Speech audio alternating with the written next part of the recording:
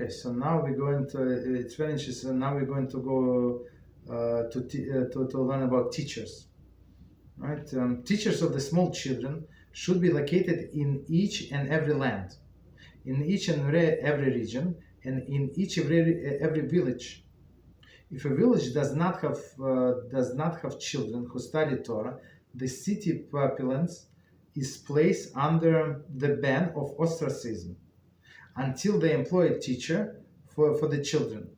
If they do not employ a teacher, the city is deserved to be destroyed. Since the world exists only by the virtue of the breath coming from the mouth, right, of the children who study Torah.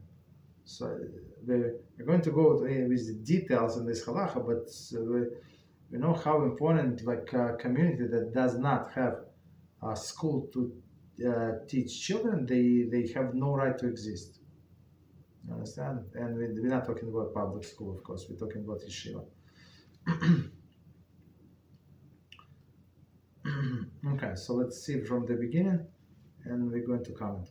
So it says, the teacher of the small children should be located in each and every land, in each and every region, and in each and every village.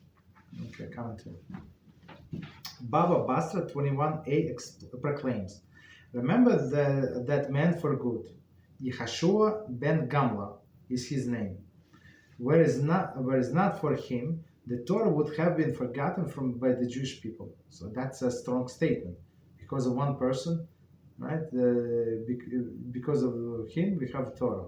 What did he do?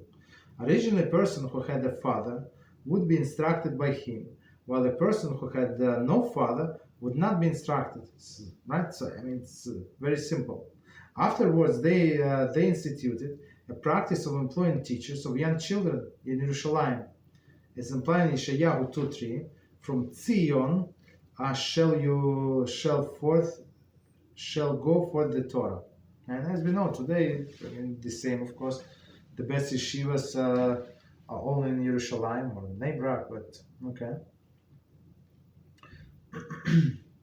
Right, so, okay. So, and until some time, right, till some time ago, the fathers were responsible, but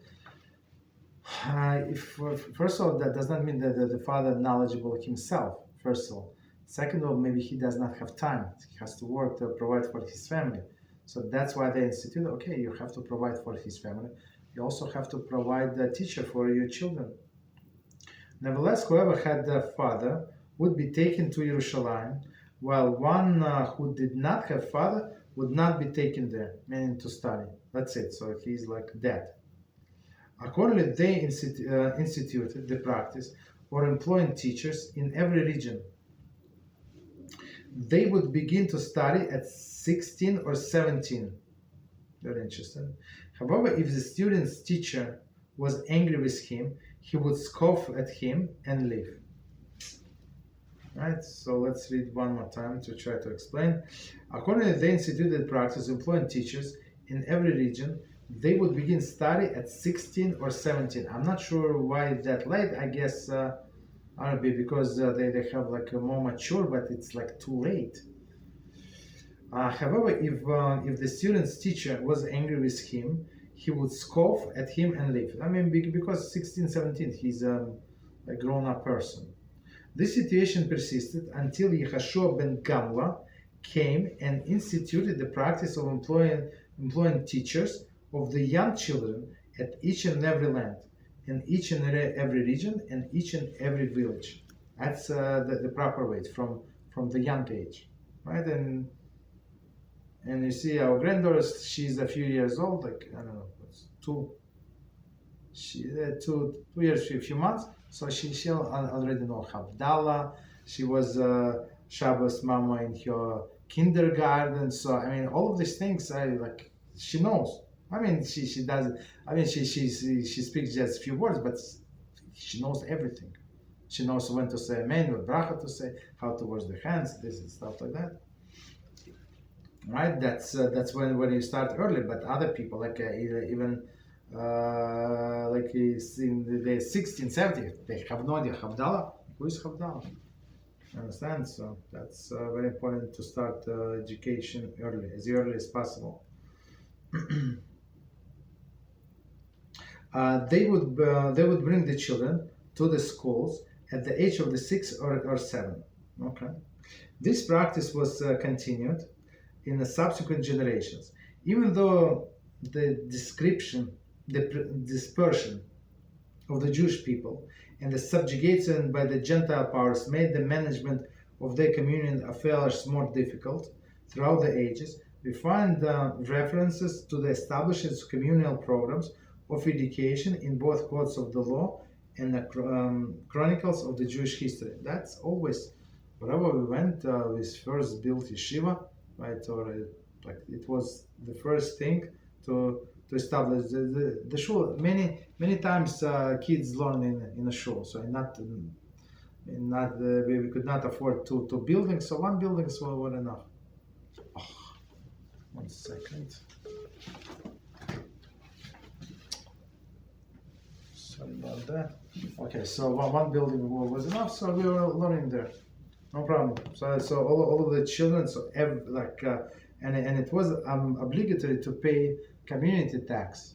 Right? It's not government tax; it's a community tax, and this community tax was for children, right? For children and education, because it was a community's obligation to hire teachers to teach them, right? So some people they were not able to afford, but that does not mean that we as a community have a right to have the children not be educated. Today, since everybody for themselves, in some sense, right? Today, so everybody is responsible for their own children education. But in olden days, so it was not the case. So the whole community was responsible for the whole community of children. So continue.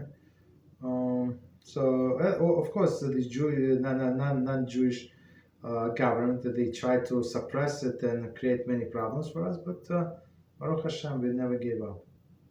So, okay. Originally, it was customary for the community to impose taxes to pay, here we go, apologies, here we go. Taxes for education for all children, whether the parents were rich or poor. However, and not only them, so even people who did not have children, it's still the future life depends on the next generation, right? Who is going to be in charge of the community. However, at present, it became customary for each parent to pay for his own child's education, as we said. However, if he lacks the financial means to do so, the community is obligated to accept this burden, and the community would pay. I'm not sure how does it work today. But they do some kind of fundraising and stuff like that. So in order to be able to pay, because some people like Balchuvas, they have no means to pay, and parents are not going to pay. Guess what? How much they're going to pay? They're willing to pay exactly zero, right? Because they would say, okay, look, I was happy with the public school, so you want my son to go to the different school. Okay, so you pay. You pay, Rabbi. You want me to go? You want him to go there? But we say, okay, but the class is so one boy that we play some and that's just recently. So the class is 9 people in a class. So I said, look, you have to be reasonable. It's not 9 people in a class. It's a personal attention.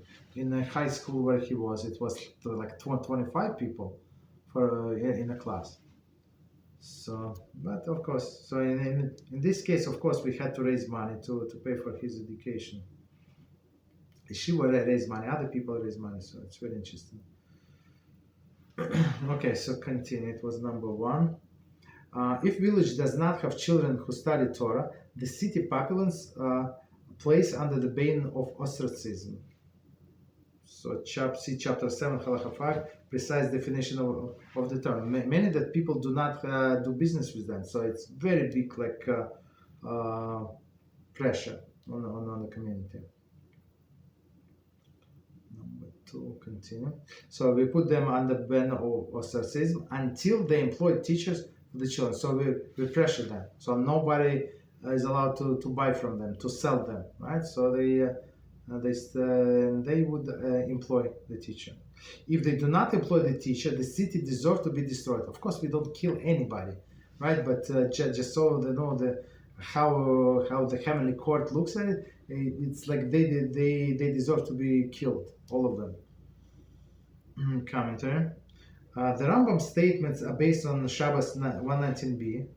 Though our text of the passage differs slightly from the statement here, in the various commentaries and quotes, for example, Slichas Rabbeinu Chai Gaon, the Halachos Rabbeinu Yitzchak Alfasi, we find the various versions of that passage.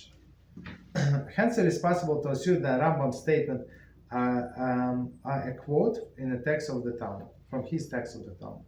Okay, meaning that cities that deserve to be destroyed. Since the world exists only, so that's a very important statement, why the world exists, right?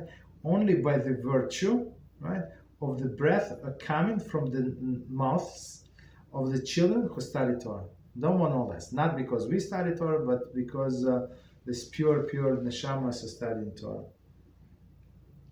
As it says, commentary, for their breath is not tainted by sin, as it says in Talmud Shabbos. Okay, based on the latter statement, some authorities require the community to support children's study only until they reach bar mitzvah, since afterwards they no longer possess this quality, so they're not as pure. After the bar mitzvah, since they're obligated, they're not as pure. So I think